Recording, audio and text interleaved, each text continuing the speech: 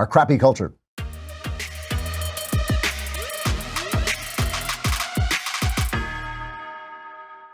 So I mentioned this before, but I have to mention it again. David Bossie, an acquaintance of mine, a guy I always talk to in a friendly way whenever we bump into each other, and a guy I admire because he was Citizens United, so he defended free speech in this country at the Supreme Court. He had to apologize as he was a commentator on Fox News, and he got into an argument with Joel Payne, who is a black guy, and he said to him, well, here's the clip of Bossie and Payne. Michael Hayden posted a picture of Auschwitz. Donnie Deutsch is talking. That liberal Michael Hayden. Yeah, that screaming liberal Michael Hayden. You're out of your cotton-picking mind. Cotton-picking mind? Brother, let me tell you something. Let me tell you something. I got some relatives who pick cotton. Okay. And I'm not going to allow you to attack me like that on TV. I'm not out of my cotton-picking mind. You're out of your mind. You're out of your mind. He said you're out of your mind. Gentlemen, we're going to leave it right there. This is ridiculous. Okay. This is what's gone on in America. This is what we're about. All right, so Bossie was suspended for a week for saying cotton pickin' mind to a black guy. And of course, that's just an expression. It has nothing to do with black people. It has nothing to do with anything. And he had to apologize during a heated segment on Fox and Friends today. I should have chosen my words more carefully and never used the offensive phrase that I did. I apologize to Joel Payne, Fox News, and his viewers. Now, I don't blame David for doing that. He wants the gig, and it's not a hill to die on and all this. But it's really important because the left does this in order to make sure that the right, cotton picking is not a racist phrase. It has nothing to do with anything. It's just a phrase that David would have said to me if we had been arguing. It would have said that anybody would say, you're out of your cotton picking mind. All right, it's an American terminology.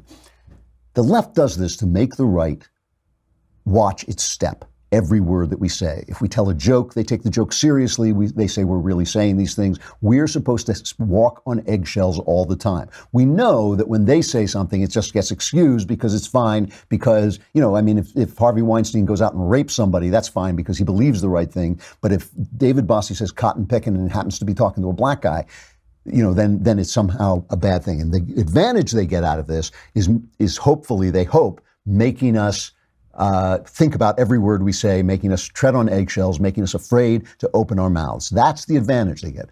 The disadvantage, I would argue, is so awful, is that now you cannot speak to Mr. Payne as you would speak to anyone else. You cannot treat him as an equal. You cannot treat him as a fellow American. You cannot treat him as a guy talking to a guy, as pals who yell at each other and argue at each other. You have to watch your step around Mr. Payne, and that makes him less than he is. That means I think black people are so poorly served by this.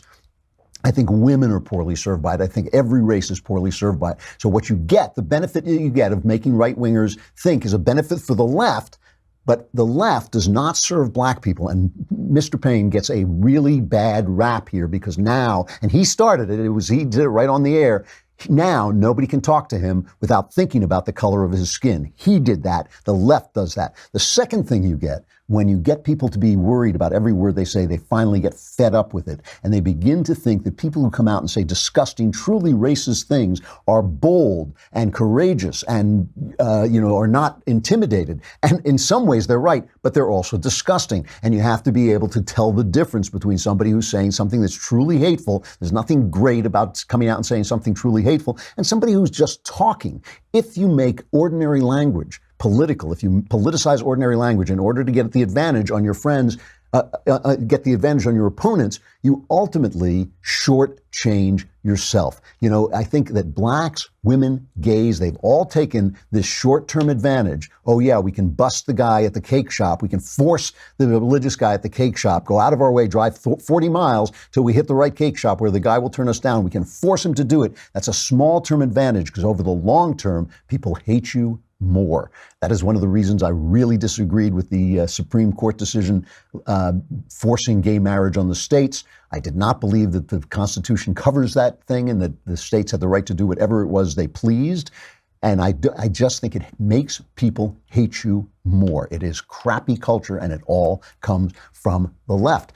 So tomorrow is Tuesday. Do we know who we have for a guest? We have a couple of choices. Oh, we have choices. All right. Yes. Well, we'll get back to you on this. All right.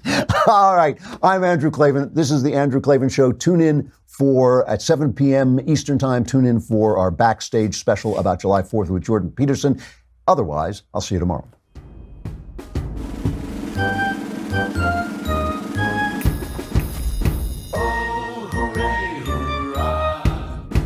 The Andrew Klavan Show is produced by Robert Sterling. Executive producer, Jeremy Boring. Senior producer, Jonathan Hay. Our supervising producer is Mathis Glover. And our technical producer is Austin Stevens. Edited by Emily Jai. Audio is mixed by Mike Cormina. Hair and makeup is by Jesua Alvera. The Andrew Klavan Show is a Daily Wire Forward Publishing production. Copyright Forward Publishing 2018.